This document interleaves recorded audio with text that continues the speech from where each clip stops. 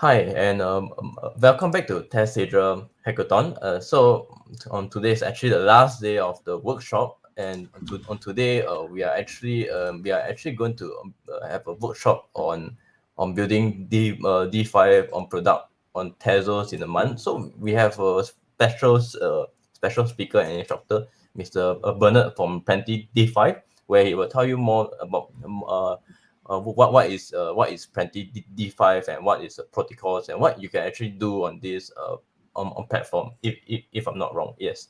So I'd like to to introduce you on the speaker, and thanks and thanks a lot for actually coming down on today to actually have this a workshop. Yeah.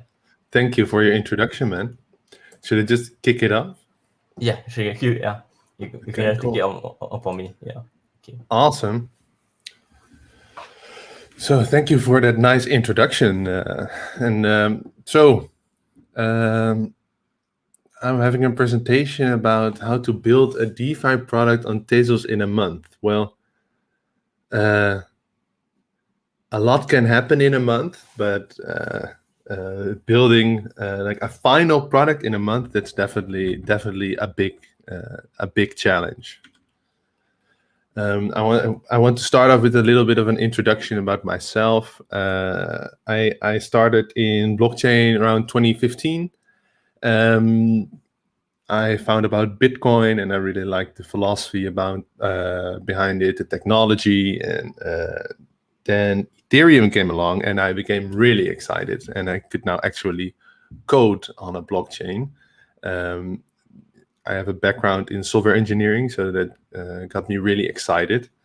But then the doomsday, June 17, 2016 arrived, the day of the DAO hack on Ethereum. A smart contract, the first ICO actually on Ethereum, got hacked. Well, not hacked actually. The smart contract was just used in a way that the developers did not foresee. And a lot of funds were lost. But that was not per se the biggest problem of that day for me. The biggest problem was that in the period after that, Ethereum forked to Ethereum and Ethereum Classic. And what that did was it split the Ethereum community into different communities. And that's something that scared me away a bit from Ethereum. So I went looking for something different, and I found Tezos. And what Tezos actually tries to do is to avoid that the community gets forked. So there's an actual formal process in place to upgrade the network and to define the direction of the network. And that's done by network validators, or bakers, which they are called on Tezos. So I found my new blockchain back in 2017. It was. I was convincing everybody that I was in it for the technology, but people were getting rich left and right from all kinds of shit coins, from Trump coin, Putin coin, name it, name it all. And I couldn't figure out why everybody had a good idea for an ICO and everybody just raised millions of dollars. And so I did something different back then. I joined a big financial institution, an insurance company in the Netherlands. And there I became lead blockchain architect and developer, and learned a lot. Did a few cool projects with insurance companies and the Dutch government as well. But unfortunately, they didn't see themselves as a tech company. They still saw themselves as an insurance company. And I think that's I think that's a flaw if you don't see yourself as a technology company right about now. So I just kept pushing for cool projects, innovative projects, blockchain projects on any blockchain at that insurance company. But eventually they said to me, if you really want to innovate, just go to Silicon Valley. So that's what I did. I left and I went to an entrepreneurship training in California, in Silicon Valley, created by Draper University. And there I met my co-founder, Omalvia. And together, it was in 2018, and Tezos mainnet just launched, and I participated in the ICO. I was an enthusiast, and Om and I had a few discussions about Tezos, and we thought, okay, let's explore what we can build on this blockchain. And our first idea actually was decentralized insurance, a decentralized insurance platform. And why am I showing you guys this is because this was not a success, this idea. But then when an idea like this is not a success and there is no use case or no traction, you need to pivot. You need to be honest with yourself and with the team that the current direction is not working. We tried to do proof of concept with insurance companies, with traditional financial institutions, but the only reason they would connect was just so that they could send out a press release that they are working with blockchain, so that they could pump their stock price. So there was not really that much interest from the traditional world. So we started looking to different things besides insurance. And it was right about I think it was during DeFi summer. As you can see, the numbers are not that crazy, but we did a pitch for our DeFi pivot with these numbers. So you see 300% growth in the last 12 months in funds locked in DeFi projects. $1 billion is already locked in smart contracts for DeFi products. This was last year. So let's see where we are right now.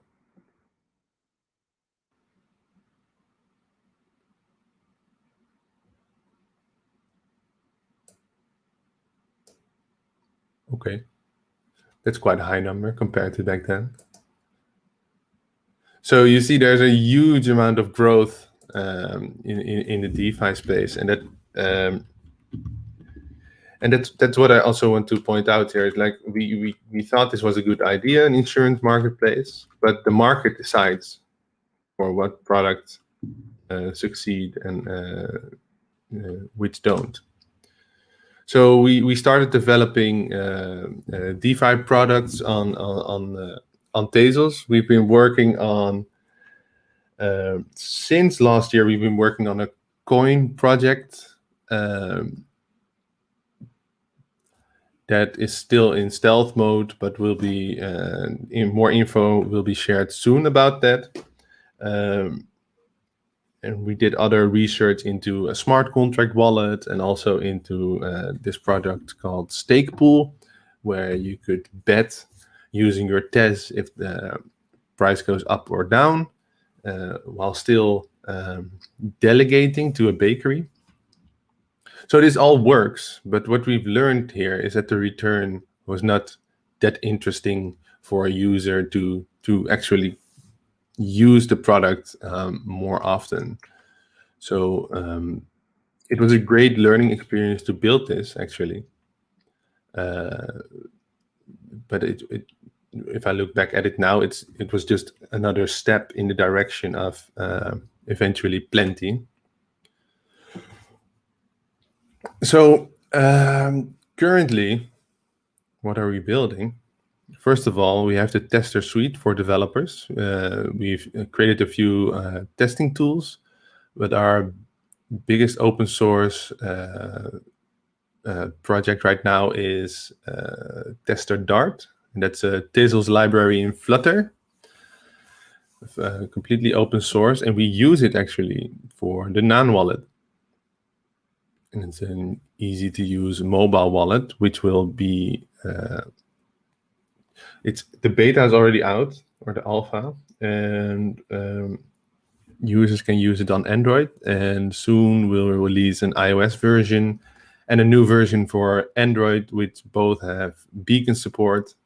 And the next stage for non-wallet will be an NFT gallery and even an NFT marketplace.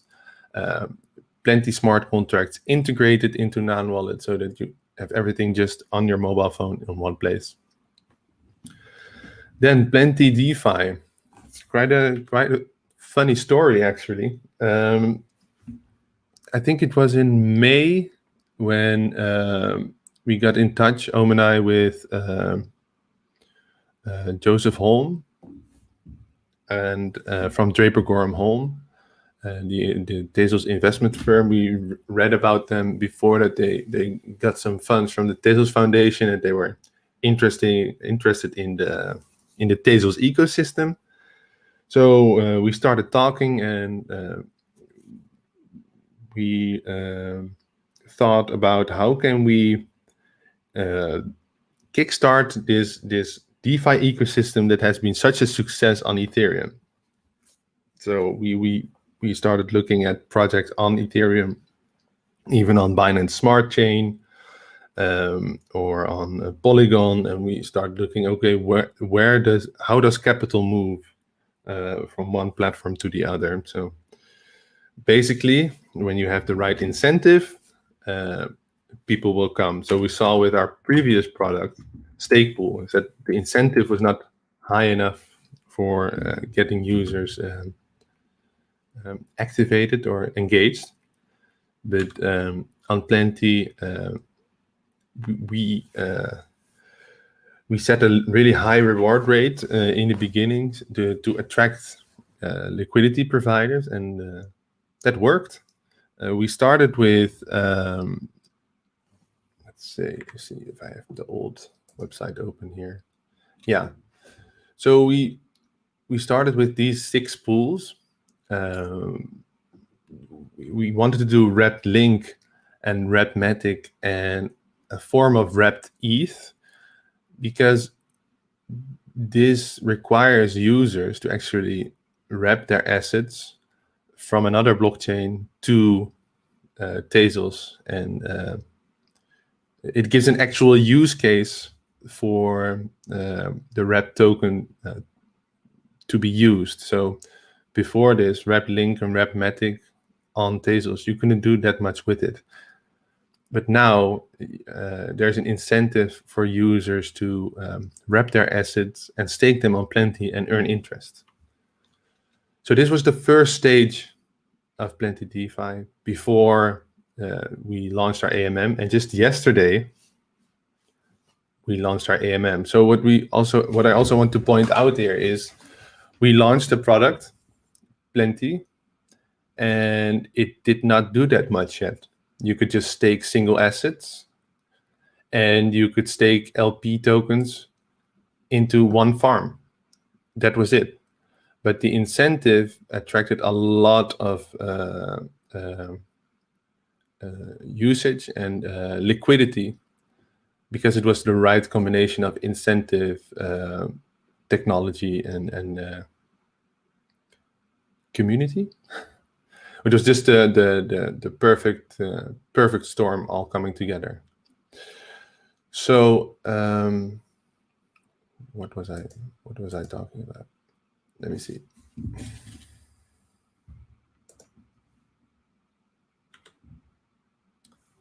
So yeah, to also point out that this is an iterative process. This was the first design of Plenty, but yeah, we were never set, or never. There's never a final design. We are continuously iterating and improving on the design to make sure that it gives a better user experience as well. We've learned a lot from these last few months working on Tezos on where we can improve. Now, even with the launch of the new Plenty website, we already got a lot of feedback on how to improve. So this is a continuously evolving product. So maybe also to point out here is that the current version of Plenty is still not a final product. More products will be added, more DeFi solutions can be added, but all with the Plenty token in the center to give more utility to the token and eventually, give users a valuable token to play around with. Let's see. One hurdle that I definitely want to point out is if you want to do a token project on Tezos, definitely check your metadata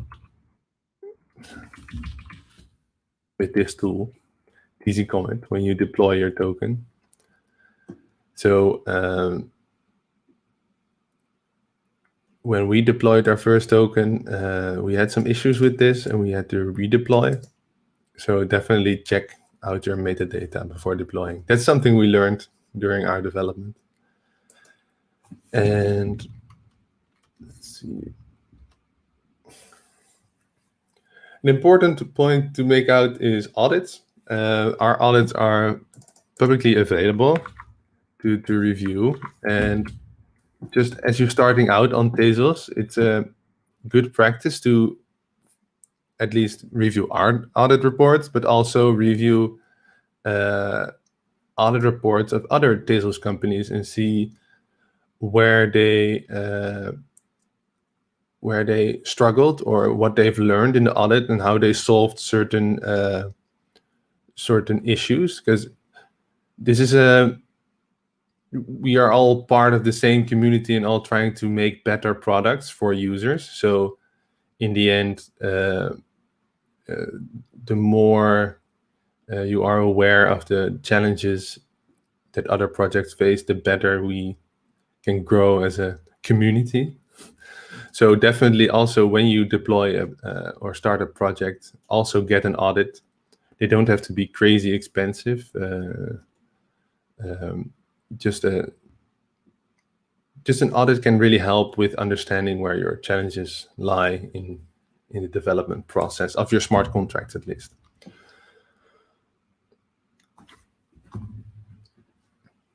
One thing that people sometimes forget about is that we're currently building on the internet of the 1990s. The amount of the usage of Bitcoin is the same of the internet in 1995.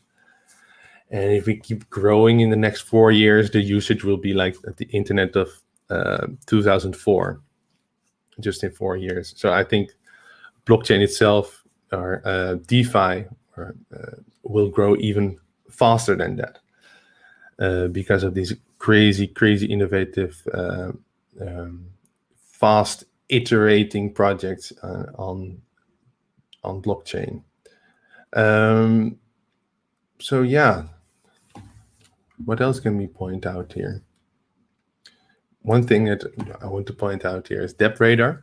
If you want to find out more about other projects on Tezos, this is, I think, the most accurate list in Tezos right now for DeFi. So definitely check these DeFi projects out. And if you think there's something missing or there's a product missing still on Tezos, there's a big chance there is, and that there's a space there for a new developer or a new developer team to jump into.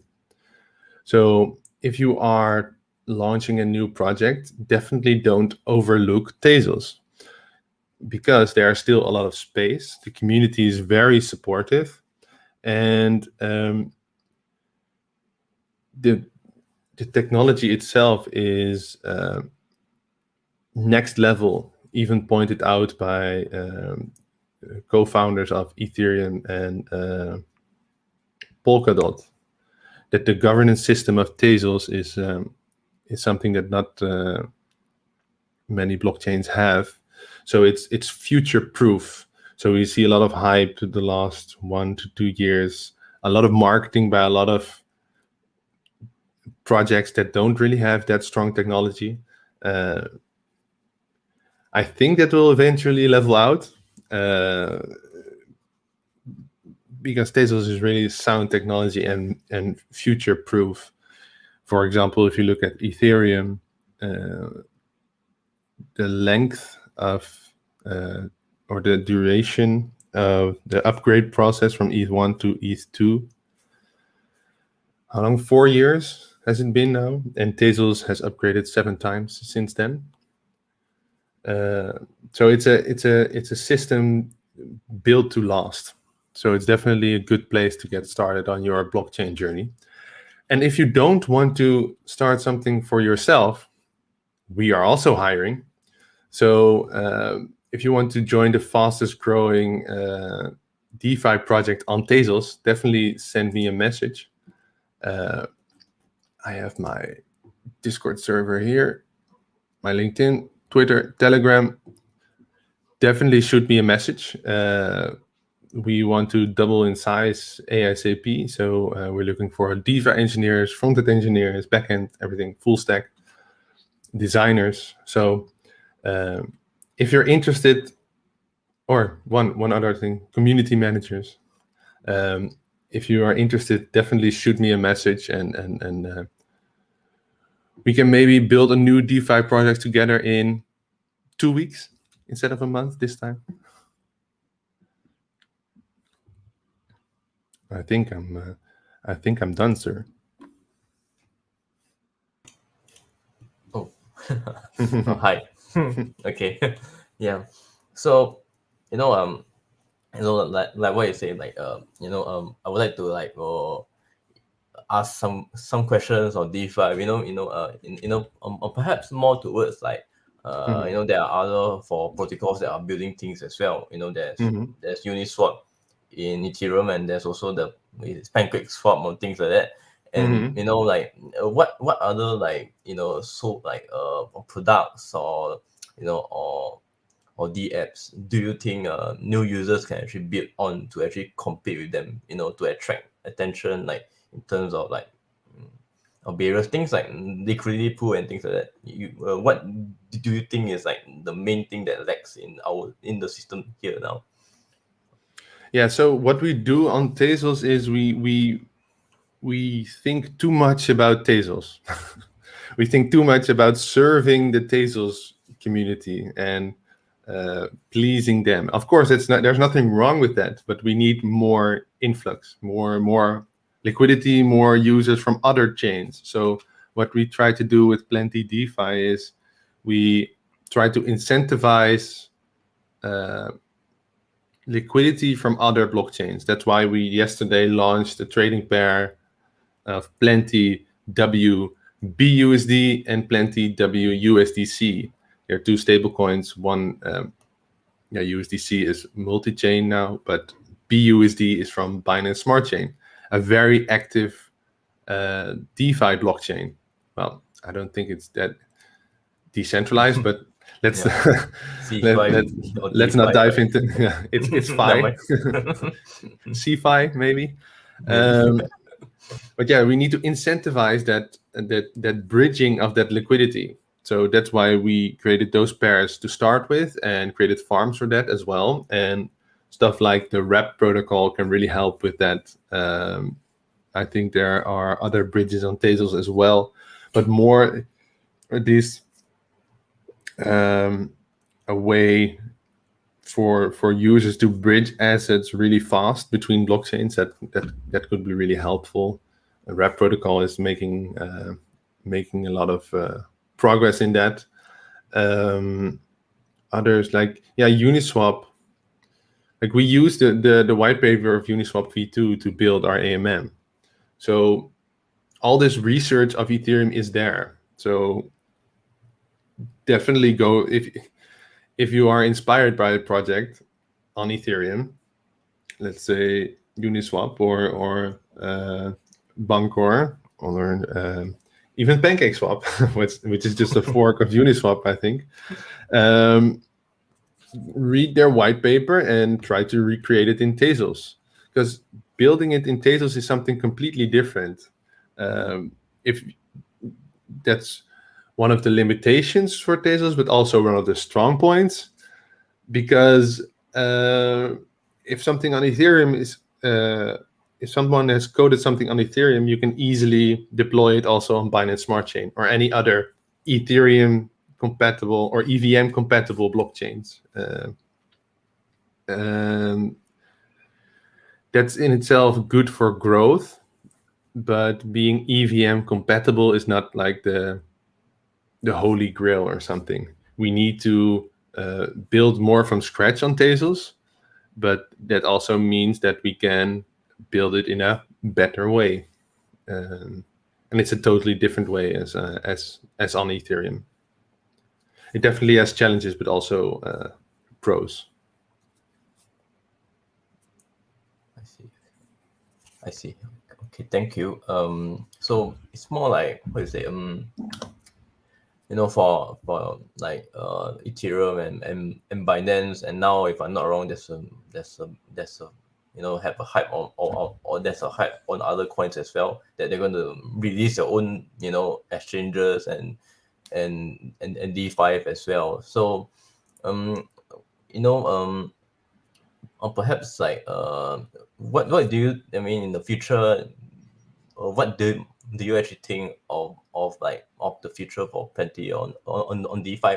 Like, what do you actually hope for or expect for, in one sense? In one sentence?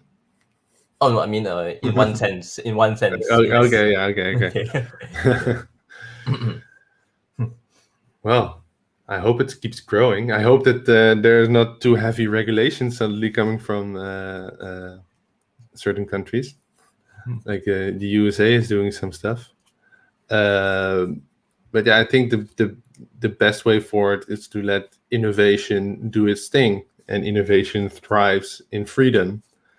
So projects will move to countries where they can be more free. So if certain countries are tightening their laws, then people will just move. We saw that in the Netherlands, where I live. The regulator created stronger regulations or harder regulations. I'm not sure how to say that in English, but more strict regulation. What they did, they made stricter regulation for startups in crypto and blockchain than for big financial institutions like banks and insurance companies. So what they basically did is they killed all the DeFi blockchain startups in the Netherlands in overnight in the Netherlands. So all those companies just left the Netherlands. Like one state to fight in court. I think they won a court case now, but it's so stupid. It's such a waste of time. All this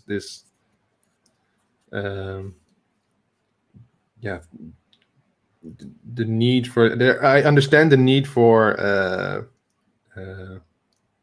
regulation, but we're in the internet of the 90s. It's not there yet. Let us iterate and improve, and we can iterate and improve so fast right now because there's so much freedom in the metaverse, so to say. So I hope it keeps growing, or that no country stops the growth. It can have a tiny dip, but after that we'll just continue up because the genie is out of the bottle. Can't really stop it anymore. So yeah, it will just keep on growing. And but for Plenty DeFi, we have a lot of products in the back of our mind. We've done a lot of research in the months before the release of our first product. We started development of Plenty DeFi really fast, and within a month we had a product. It was definitely not perfect. Loading times were super slow. Now we have a better version out. But the way we see it with Plenty as well, we adapt according to the current market. So if the market in a few months is totally different, Plenty DeFi will be a different product that matches the current market. That's something we've seen since DeFi summer last year. The market can change so fast, and the ones that keep growing or keep iterating, they stay ahead. So that's definitely as a project, that's something you should definitely be aware of, that you uh, should always be ready to pivot and go in a different direction with your project. That's also one of the reasons why we didn't do a token sale. So we just started generating tokens from every block, and we give that out as rewards.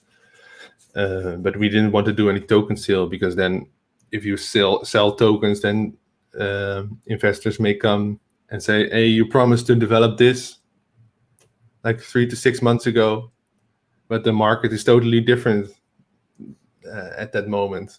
It's really difficult to even create a roadmap a year ahead, because it's the market is changing so fast. So that's how we also approach our roadmap. We don't really have a roadmap. We just have a task list. And now we just checked AMM, so that works now. On to the next. And that's how we want to keep growing. In the sense, because of the roadmap is very uncertain, right? You won't really know what's going to happen, like in 3 months, 6 months, or 1 year, that kind of thing. like 2 weeks is already a long time in DeFi. I see. And you have no idea if there, like if liquidity will start to pour into, NFT now, and now I think it just left already and things like that. Yeah. So it's so fast. Yeah, it's so fast, right? And then for the people who are actually going to, who are watching like this workshop, like in one sense, I think the most important, I saw from like in this whole on the crypto space, is like, as long as your coin has a certain great enough purpose, or a good enough utility, I think it's great. Like then you will, I think you will in a way succeed in the project, right? In some sense, yeah. Yeah, you need to create utility for your token. The problem is with creating, or I don't know, it's a challenge to create an economy, to create buyer, and to create an economy with buyers and sellers. So up until this moment, we've just been distributing plenty. Now we also have an AMM, so there's more utility to plenty. Soon we'll have another product called X Plenty, which gives more utility to plenty. So if you have a token project, you need to do everything you can to give more value to that token, more utility to that token. So eventually it will also be, X Plenty will be used as a governance token for the DAO. So that's also part of the roadmap. Eventually everything will migrate into a DAO. So yeah, what was I saying again? Into the DAO. The utility into the DAO. Yeah, more utility. More utility is better. Yeah. And more utility will also bring in more liquidity as well, and then you will increase your value and things like that. Yeah. Excuse my fuzziness, because I haven't slept for the last few days for launching Plenty 2. So we just launched yesterday or this morning. Yeah, it was my morning, right? It was like 1 a.m. We launched a new version of Plenty with the decentralized exchange. So it is a really crazy world to be part of. But if you are entrepreneurial minded, or even like a hardcore developer who loves to work on open source stuff, shoot me a message and become part of our team. The entire team is really dedicated. There's no hierarchy. I always try to hire smarter people than me. So I always hope that I'm the dumbest person in the room when I have team meetings. So there are a lot of smart people in our team who you can learn from, and together we can build the next iteration of Plenty. Okay. Thank you so much, Mr. Bernard, from Plenty D5. Yeah. So like I think we like to end a Q&A, and then this is like the end of our workshop, and thank you so much for, I think it's the morning for you now, right? It's early, right? No, it's 2 p.m. 2 p.m. in the afternoon. No worries. Okay. I'm in the Netherlands. Oh, okay. I see. So yeah, thanks for coming down to this workshop to actually No worries, man. I hope it. I hope present. it helped a bit. Yeah, Oh. it's okay. No need to take that out. I'll take that out. Yeah. So I hope it helped a bit. It was a lot of information, not really structured, but I hope it at least gives some idea of what we're trying to do in the DeFi space on Tezos. yeah, I mean it's like the start, and on the start you won't really know what it's like. It's not really that structure, you see. Yeah, Hmm. it's like how it's just free to move around things. So Yeah, yeah, yeah. cool, man. So yeah, so thanks Thank you for again having for me. thanks again for coming down to this workshop, man. I hope to actually see you some other time for perhaps another one. So Sure, let's do it. thank you again and have a good day. Yeah, have a good day. Good evening, man. Talk to you later. And Bye. bye bye.